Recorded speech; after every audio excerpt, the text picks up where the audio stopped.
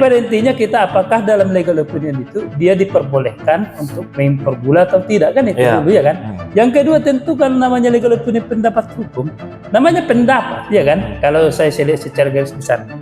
Dari pendapat ini kan artinya kan itu buah pemikiran kita ya kan, buah telaah kita kan.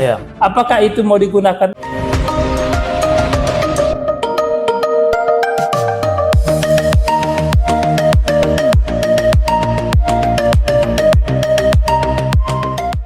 Selamat datang di program Bankum Berbicara, membantu orang susah, hal yang mulia. Baik, terima kasih pemirsa setia Bankum Berbicara. Pada kesempatan kali ini kita bertemu kembali untuk berdiskusi, untuk sharing-sharing mengenai hukum.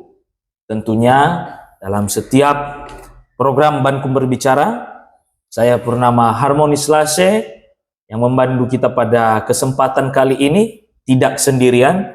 Saya selalu ditemani oleh rekan saya yang top narasumbernya, yaitu Dr. Efesus John Marlan Sinaga, SHMH. Baik, terima kasih Bung Lase. Nah, jadi pemirsa setia sahabat Bankum dan juga daripada pendengar setia daripada kami dimanapun berada, ya seperti biasa Bankum Berbicara tetap hadir untuk memberikan edukasi dan pandangan-pandangan hukum. Kali ini kita akan berdiskusi bersama daripada Bung Lase yang tidak asing lagi dan juga sudah sering untuk membawakan kita untuk berdiskusi. Yang sering menghiasi layar program Bankum Berbicara. Baik, tema yang cukup menarik yang akan kita bahas pada kesempatan kali ini, Bung Naga, tentu ini sangat-sangat hangat diperbincangkan dan juga menjadi sebuah bahan diskusi yang memang menarik untuk dibahas, apalagi kalau bukan mengenai vonis terhadap ex-menteri Menteri Perdagangan Thomas Lembong. Jadi mungkin dari media massa yang sering kita baca bahwasanya dari perjalanan persidangan yang sudah dilalui oleh Thomas Lembong, akhirnya majelis Tipikor Pengadilan Jakarta Pusat menjatuhkan hukuman terhadap Tom Lembong selama 4,5 tahun, dan di situ pun dinyatakan Tom Lembong telah terbukti melanggar pasal 2 junto pasal 18 Undang-Undang Tindak Pidana Korupsi, dan juga di situ ada kerugian negara sebesar 194 miliar kurang lebih daripada media yang kita baca hari ini. Nah, yang ingin saya diskusikan kepada Bung Naga terkait daripada penjatuhan hukuman terhadap Thomas Lembong ini. Walaupun memang kita masih belum mengakses putusannya yang secara utuhnya, tapi daripada media di sini dikatakan bahwasanya Tom Lembong ini, menariknya dari media mengatakan bahwasanya dia ini tidak ada sama sekali niat jahat untuk memperkaya diri sendiri ataupun memperkaya orang lain, tetapi ini merupakan konsekuensi jabatan, kurang lebih seperti itu. Nah, yang ini saya tanyakan kepada Bung Naga ataupun kita diskusikan adalah, ini bagaimana sih sebenarnya para pemangku jabatan ini,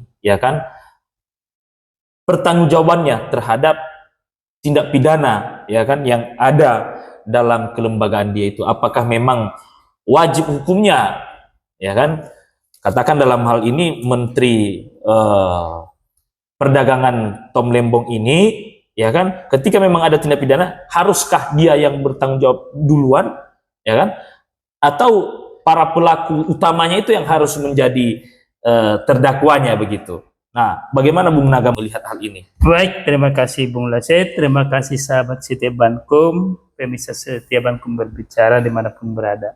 Jadi kalau berbicara tentu kepada tindak pidana korupsi, tindak pidana korupsi kan tentu kan perbuatan baik perbuatan yang dilakukan itu tadi artinya merugikan keuangan negara atau Ya. artinya apakah memang karena menyalahgunakan kewenangan atau Ya. kesempatan, Ya. ya kan? Sebagaimana pasal 2 atau pasal 3 Tiga, kan gitu. betul. Ya kan? Berbicara soal korupsi juga, ya kan? Namanya perkara korupsi itu biasanya dilakukan oleh beberapa pihak, beberapa orang, Ya. ya kan? Dia tidak berdiri secara tunggal. Ya. Makanya selalu dia ada pasal namanya itu kan pasal 55 ayat 1 ke 1 Ya. KUHP, ya Ya. kan? Atau kalau dalam bahasa hukumnya disebut adanya delik penyertaan, Ya. delik kan Ya, begitu. betul. Nah, ya tentu kan dilihat nanti itu pihak-pihak mana saja yang memang itu artinya perbuatannya yang mengakibatkan adanya dugaan tindak pidana korupsi tadi Ya. kan, yang mengakibatkan sampai kerugian negara kan begitu.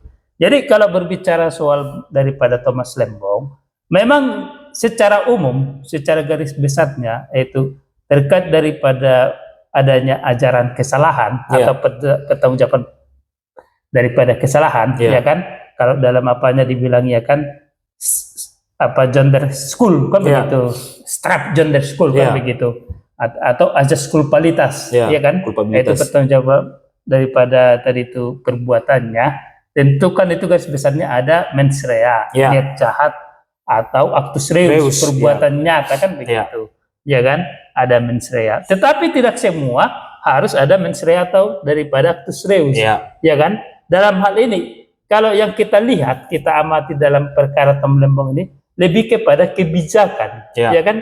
Lebih kepada kebijakan dia, ya kan? Makanya ketika seseorang itu didakwa atau dihadapkan dalam suatu perkara katakanlah tindak pidana, baik korupsi, tentu dilihat dulu kapasitas dia, Ya. ya kan? Kapasitas di dalam hal ini. Apa sih menjadi tupoksi dia, Ya. tugas pokok fungsi dia, wewenang dia, kan begitu. Dilihat di situ. Makanya dalam hal ini, baik penuntut umum Ya. maupun penyidik daripada pihak kejaksaan sebelumnya, Ya. dia kan lebih menggali ke tupoksi dia. Apakah dia sudah melaksanakan tupoksi dia itu sesuai dengan SOP, ya kan? Atau dari ketentuan yang berlaku, kan itu yang dilihatnya. Ketika tadi dia tidak melakukan berdasarkan SOP, berarti di situ ada suatu kebijakannya tadi. Kebijakannya inilah yang mengakibatkan adanya dugaan tindak pidana korupsi, Ya. ya kan? Nah, inilah yang tadi dasar dia untuk artinya dia dinyatakan itu tadi bersalah oleh daripada putusan Pengadilan Negeri Jakarta Pusat begitu. Jadi kita lihat lebih kepada kebijakan beliau. Kebijakan beliau inilah yang dilihatnya tidak sesuai SOP, ya kan? Sehingga mengakibatkan adanya dugaan tindak pidana korupsi begitu. Ya. Nah, Tetapi dalam hal ini Bung Naga, apalagi ini kan menteri. Tentu menteri ini pada dasarnya setiap kebijakannya itu ya kan harus membutuhkan pendapat-pendapat. betul. Ya. Bisa melalui daripada kejaksaan, ya kan? Ya. Kemudian juga bisa saja daripada pihak-pihak lain yang memang punya spesifikasi di situ kan begitu. Nah, menarik di sini dalam mengenai impor gula ini yang kita ikuti, ya kan? Bahwasanya sebelumnya Thomas Lembong ini waktu jadi menteri dia sudah meminta pendapat legal opinion dari kejaksaan terkait daripada SOP daripada tupoksinya tadi itu ya. Iya. Kan begitu. Tetapi kenapa kemudian ya kan setelah dia meminta pendapat daripada Kejaksaan Agung ya kan malah di situ tetap ada dugaan tindak pidana korupsi sampai dengan saat ini dia dijatuhkan vonis selama 4,5 tahun. Ini bagaimana sebenarnya ini Bung Naga melihat daripada hubungan antara Kejaksaan Agung ini dengan tadi legal opinion yang mereka berikan terhadap menteri dalam hal ini Tom Lembong ya. Nah, Bung Naga melihat bagaimana? Jadi kan kita tidak tahu secara jelas ya kan karena berbicara soal katakanlah tadi itu ada legal opinion, tentu kan kita harus melihat dulu apa isinya kan begitu ya karena kita kan tidak mendapat draftnya ya kan. Tapi pada intinya kita apakah dalam legal opinion itu dia diperbolehkan untuk mengimpor gula atau tidak kan itu dulu ya kan. Yang kedua tentu kan namanya legal opinion pendapat hukum, namanya pendapat ya kan. Kalau saya lihat secara garis besar dari pendapat ini kan artinya kan itu buah pemikiran kita, ya kan, buah telaan kita kan. Ya. Apakah itu mau digunakan atau tidak itu tergantung kepada orang yang mengambil kebijakan, Ya. keputusan kan begitu. Karena namanya pendapat tadi ya kan. Jadi memang itu yang harus kita lihat apakah pendapatnya itu memperbolehkan atau tidak. Tentu kalau dia diperbolehkan, ya kan, bagaimana konsekuensi hukumnya ketika ini dilaksanakan kan gitu.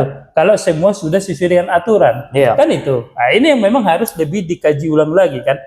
Karena kan sangat aneh kalau contohnya yang tadi itu yang melakukan penyidikan penuntutan daripada orang yang memberikan daripada pendapat tersebut, ternyata yang melakukan daripada ini orang yang memberikan apa juga bagian daripada dari pendapat tadi kan. Ini kan sangat aneh, rancu kan begitu.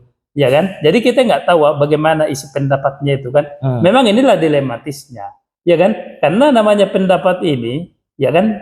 Sampai sekarang juga kita nggak tahu dalam struktur daripada katakanlah tadi itu hierarki perundang-undangan kita ini masuk di mana sebenarnya kan gitu. Iya kan? Karena namanya pendapat. Apakah pendapat ini memiliki namanya kop surat juga? Iya kan?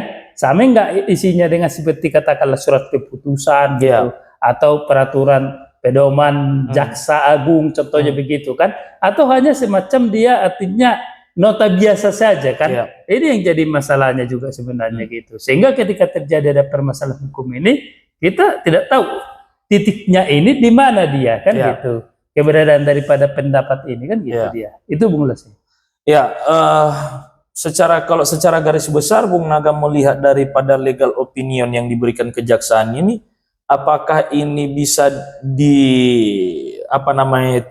diajukan upaya hukum, ya kan? Apakah misalnya dalam hal ini bisa, ya katakanlah, apakah legal opinion ini bisa dipersamakan dengan yang namanya berupa keputusan, berupa itu yang kita belum lihat. Karena kalau kita lihat, kalau dia artinya dia legal opinion tapi dia tidak memiliki tadi kop atau dia tidak ada sebaratnya semacam beciking kan keputusan atau namanya peraturan, ya tentu ini yang jadi dilematis kan gitu. Tetapi ketika katakanlah tadi ini ada berupa surat keputusan atau peraturan dia, ya tentu kan ada konsekuensinya. Bisa dia artinya ketika ini contohnya menjadi sebuah katakanlah tadi ini merugikan kita, ya kan? Artinya tadi bahwa saya dengan ada keputusan ini kan bisa kita bawa ke ranah tata usaha negara, menggugat kan gitu. Artinya apakah memang tadi itu sudah memenuhi ajas-ajas pemerintahan yang baik atau apa tadi kan itu bisa itu. Berarti untuk mendefinisikan terkait daripada legal opinion ini dengan keputusan, ya artinya ada perbedaan. Ada perbedaan karena begini, kadang kalau kita juga ya kan, ketika kita katakanlah tadi itu ada menangani suatu perkara, kita kan membawa ahli. Ahli ini kan ada legal opinion daripada pendapat ahli hukum. Ya kan, pendapat ahli hukum ini kan tidak saklek atau mutlak nanti diterima daripada katakanlah tadi oleh daripada majelis hakim yang memeriksa perkara. Tentu kan dia punya pertimbangan lain. Tetapi dia menyampaikan berdasarkan daripada telaan dia dan juga dikaitkan dengan daripada aturan-aturan ketentuan yang berlaku kan begitu. Ya sama juga dengan hal ini saya lihat kan begitu. Ini yang jadi persoalannya begitu dia.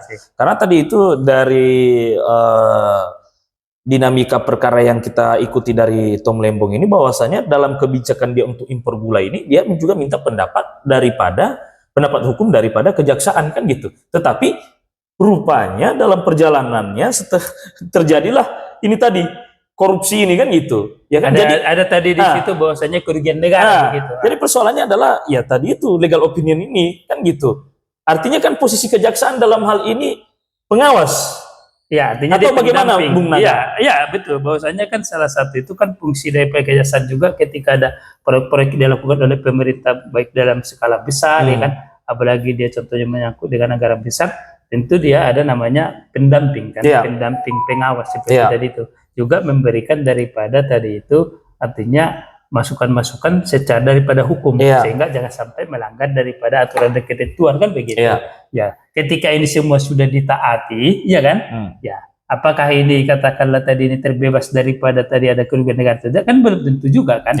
Tentu kan ya mereka hanya berbicara berdasarkan dari tadi legal opinion pandangan hukum. Tetapi secara pelaksanaan di lapangan kan artinya secara dia teknisnya kan mereka nggak masuk ke dalam. Jadi ini juga jadi permasalahan kan.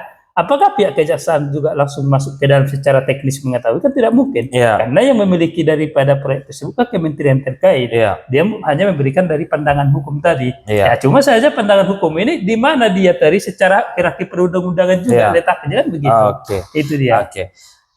Kita agak flashback lah ke belakang tadi terkait daripada Bung Naga menyinggung tadi mensrean niat jahat dan aktureus merupakan perbuatan nyata kan begitu, ya kan?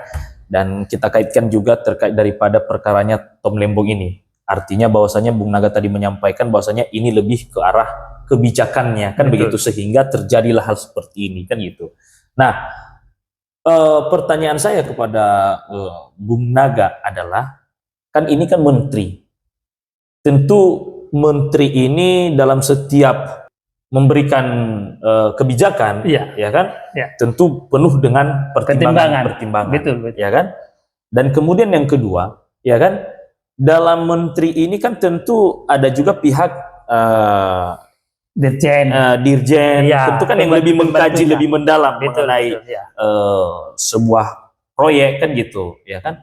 Pertanyaan saya adalah, menteri ini apakah ada hak mereka juga untuk tidak, ya kan, dituntut secara hukum, ya kan, dalam mengambil kebijakan-kebijakan ini tadi gitu. Baik, artinya begini, ketika dia katakanlah tadi itu semua orang kan sama di dalam hukum atau pemerintahan, tidak ada yang kebal hukum, ya kan?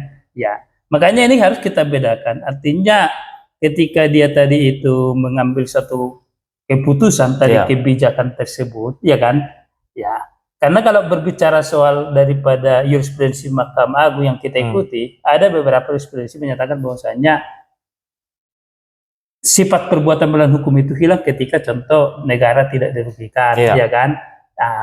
Baru yang kedua bahwasanya dia tidak diuntungkan. Yang ketiga artinya itu tadi terlaksana dengan baik, bahwasanya masyarakat itu merasakan dampak. Ada itu ya kan di dalam putusan terkait dengan jurisprudensi Mahkamah Agung. Ya dalam hal ini juga kan dilihat bahwasanya kebijakan tersebut, kalau kita melihat daripada persidangan sekedar, bahwasanya dia kan tidak ada diuntungkan. Iya, betul kan? Itu maksud saya. Tidak ada diuntungkan, tetapi ada di situ temuan kerugian negara kan begitu. Ya, tentu secara tadi itu bahwasanya karena dia tidak diuntungkan, tetapi karena ada tadi kerugian negara, tentu kan diminta pertanggungjawaban. Siapa ini kan begitu. Kembali lagi tupoksi tadi kebijakan dia kan. Dan juga kan ada beberapa juga daripada pembantu-pembantunya juga dirjen yang juga kena kan begitu, yang sama juga mengalami hal yang sama kan begitu. Ya, secara aturannya memang tidak ada yang daripada membebaskan daripada baik menteri, ya kan. Presiden sekalipun tidak ada dia membebaskan ketika dia melakukan namanya perbuatan melawan hukum. Ya, tapi maksudnya begini, hanya saja kalau kita berbicara soal daripada undang-undang PT, ada namanya BJR, Business Judge Rule. Nah, itu betul. Ya kan, BJR. Dalam hal ketika dia melaksanakan daripada tadi itu sesuai dengan aturan ketentuan, ya kebijakan yang dilakukannya itu bahwasanya sudah dikaji dan tidak ada pelanggaran SOP, maka dia bisa artinya tadi itu ada pertanggungjawaban secara BJR tadi. Dia bisa dibebaskan daripada pertanggungjawaban secara pidana begitu. Nah, itu maksud saya. Itu kalau di undang-undang daripada terkait PT kan betul. Tetapi di undang-undang terkait daripada kementerian tidak ada begitu. Tidak ada seperti itu. Tidak seperti itu. Tetapi ini tadi yang menjadi persoalan kalau kita mengkaji ini, ya kan? Terkait daripada niat jahatnya ini loh, kan begitu, ya kan? Oke lah, katakan bahwasanya dia tadi tupoksinya sebagai menteri kan gitu, 1, 2, 3 dan seterusnya kan begitu. Tetapi persoalan niat jahatnya ini kan gitu, apakah dia bisa dipersalahkan atas perbuatan itu, sedangkan tadi niat jahatnya itu tadi dia kan hanya menjalankan kan gitu, ini begini kan gitu. Tetapi ketika memang tidak sesuai dengan apa yang SOP-nya itu tadi, tiba-tiba dia dipersalahkan di situ kan? Iya, makanya begini. Jadi kan perlu dipertegas gitu. Iya, makanya gini. Dalam hal ini kan putusan MK kan sudah menyatakan bahwasanya ketika perbuatan melawan hukum itu kan berarti melanggar undang-undang, melanggar aturan, termasuk juga SOP yang ada di kementerian terkait. Begitu. Maksud saya sih begini, Bung Naga. Artinya bahwasanya jangan sampai, ya kan, peristiwa Tom Lembong ini bisa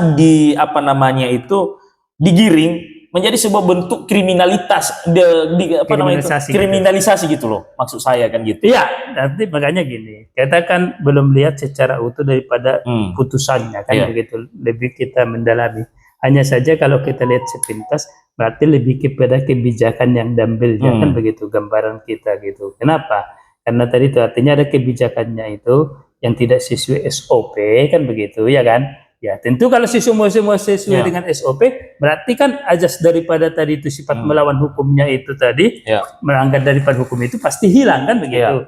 Tapi ketika tadi ada SOP yang dilaluinya tadi itu tidak sesuai, akibatnya ada kerugian negara kan begitu. Itu secara dari secara grafiknya, gambarannya secara kecil lah kan begitu. Jadi ini yang sebenarnya memang harus lebih didalami lagi kan, kebijakan bagaimana, SOP bagaimana kan. Tentu ketika nanti kita mendapat nanti salinan putusannya yang utuh, baru kita bisa melihat oh SOP-nya rupanya ini, ternyata dia tidak jalankan kan begitu. Ya tadi bahwasanya ini kan terkait impor gula contohnya kan, apakah impor gula tersebut apakah harus mendapat contohnya persetujuan juga daripada pihak lain kan itu. Itu yang jadi persoalannya ya, kita kan belum bisa berbicara lebih jauh begitu. Tapi secara kulit-kulitnya ya bisa kita lakukan pengamatan lah. Karena begini mengenai kebijakan-kebijakan ini tadi bahwasanya kan karena ini harus hati-hati betul berbicara soal daripada kejadian seperti yang dialami Tom Lembong ini ya. Kalau kita berbicara soal arah kebijakannya sehingga dia dikenakan pertanggungjawaban pidana, ya kan? Sangat berbahaya di situ. Kalau memang tidak betul-betul dikupas tuntas ini. Iya, makanya begini kan, ketika katakanlah tadi itu, ketika seseorang itu diangkat, ya kan, diangkat atau dia tadi itu ditetapkan sebagai menteri, tentu kan dia ada sumpah bahwasanya akan melaksanakan tugas sesuai dengan aturan ketentuan berlaku, patuh dan Undang-Undang 45 kan begitu. Jadi ketika dia sudah di situ tadi itu menduduki suatu jabatan, ya kan, tentu semua kebijakan-kebijakan yang diambilnya ini harus sesuai dengan SOP, tidak boleh dilanggar. Apalagi contohnya dia itu bahwasanya dilalai begitu, tidak boleh. Jadi ketika dia contoh membuat satu kebijakan, katakanlah tadi Presiden menginstruksikan supaya kamu harus lakukan begini, katanya begitu ya kan, untuk percepatan katakanlah. Tapi dia juga harus tentunya tadi itu sebelum mengambil keputusan itu, kebijakan tadi itu, dia harus melihat apakah ada pelanggaran di situ SOP atau tidak. Makanya kita sampaikan lagi tentu lebih kepada prinsip hati-hatian kan begitu ya kan, dalam mengambil satu kebijakan. Tidak boleh ya kan, walaupun dia punya katakanlah tadi ambil diskresi atau apa kan, tetapi dia juga tidak boleh artinya melanggar SOP gitu. Ya, karena di sini yang menjadi tujuan saya itu sih kepada Bung Naga itu ya ini gawat nanti ke depannya bagi menteri-menteri yang lain kan, salah sedikit ya kan, padahal tadi oke lah katakan bahwasanya dia mulai mengeluarkan kebijakan kan gitu, tetapi kan pelaksanaan ini kan bukan hanya menteri itu saja, tetapi kan ada bawahan-bawahan. Iya, ada kan tadi gitu. pihak Nah, ketika bawahannya tidak melaksanakan SOP, ya ujung-ujungnya tetap pertanggungjawaban pidana kembali kepada menteri kan itu. Iya, Nah, jadi ini yang makanya kita itu kan apa di nanti? sini kan kita melihat dia, makanya kan dalam artinya ketika suatu pertanggungjawaban pidana mutlak itu, strict liability kan itu, ada pertanggungjawaban mutlak kan begitu. Artinya ketika dia sudah jadi pimpinan di situ, dia harus menganggap tahu semua kan begitu. Ya kan? Itu kan biasanya lebih dominan kepada artinya kepada pimpinan-pimpinan perusahaan ya kan, atau daripada katakanlah tadi itu direksi kan gitu. Iya kan, dalam hal ini. Makanya memang kalau berbicara soal daripada apa sih sebenarnya yang menjadi pertimbangan hukum daripada hakim untuk menjatuhkannya, tentu kan kita harus melihat salinan putusannya kan begitu. Iya, secara pastinya kan memang gitu. secara pasti. Karena kalau kita melihat di media sosial atau apa, ya kita kan nggak melihatnya secara ini kan. Itu dan namun kita bisa melihat menjadikan sebuah gambaran saja gitu. Ya, boleh saja kita apa namanya itu menafsirkan ke arah sana, ataupun kita dalam hal ini juga melihat ini kan kementerian kan gitu, tentu kan di badan kementerian kan lengkap semua, banyak ada tim, ada tim pengkajinya kan gitu. Artinya kan dia memang kalau kita anggap bahwasanya dia ini sebuah kelembagaan yang lengkap sebenarnya, yang sempurna kan gitu.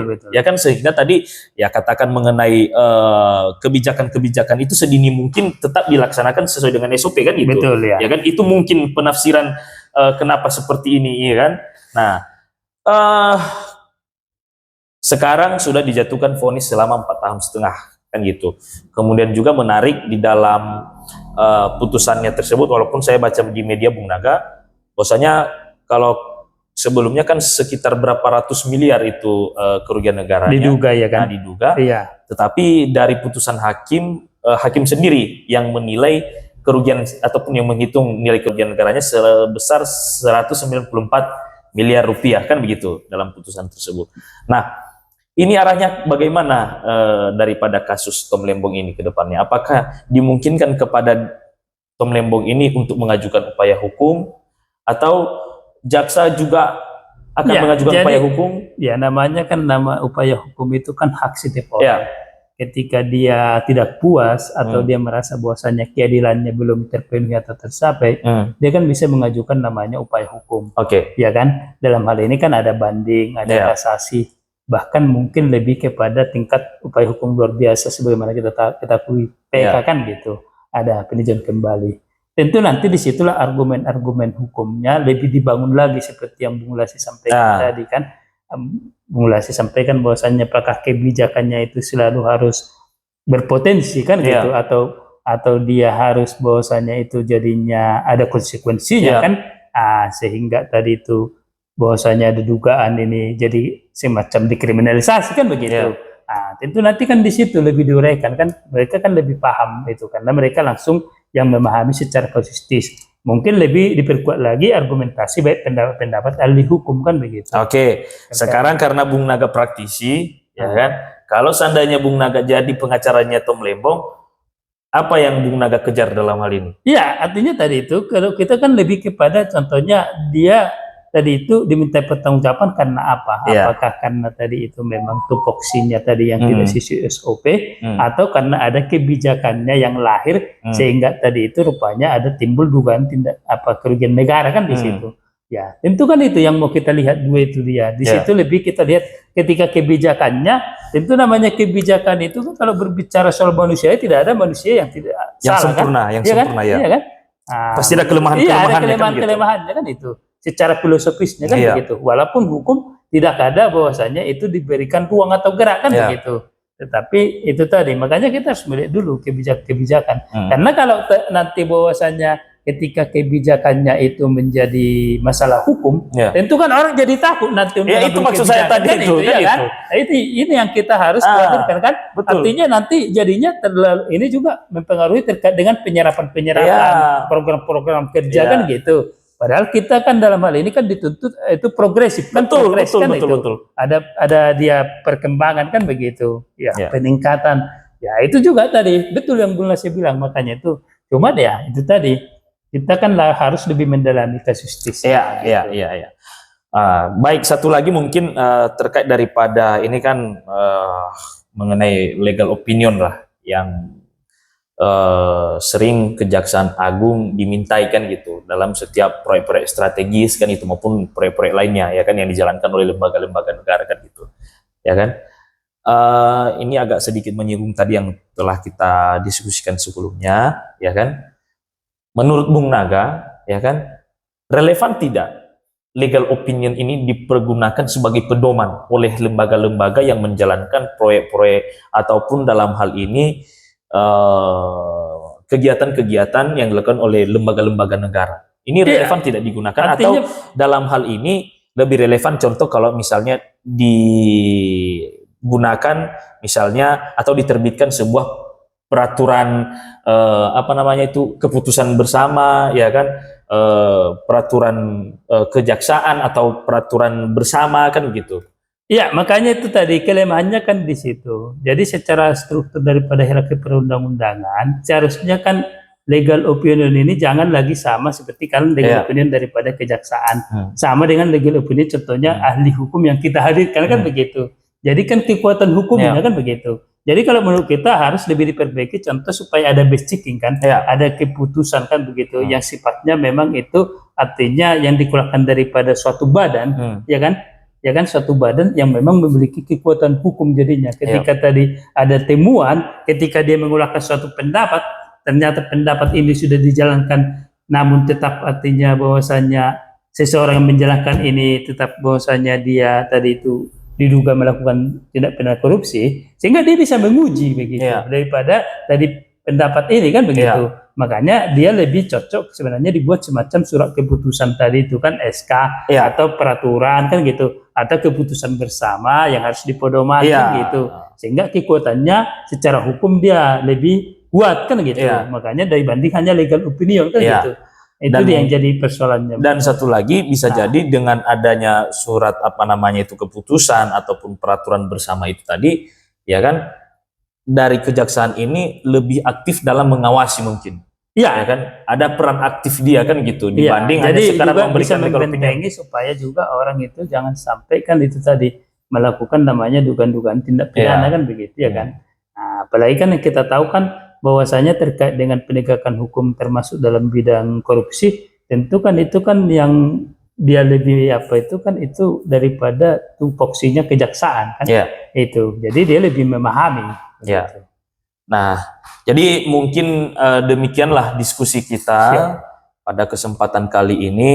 Ya, semua peristiwa, semua kasus yang mungkin saat ini ada Dan terjadi itu mungkin menjadi sebuah pengalaman Iya, bagi catatan-catatan ataupun lah. catatan sejarah bagi negara kita. termasuk Nah, bagi pemimpin-pemimpin betul. ya kan. Dan mungkin satu hal kalau menurut hemat saya adalah bahwasanya ya jangan sampai di sini kasus-kasus seperti ini sebagai upaya untuk mengkriminalisasi pihak tertentu.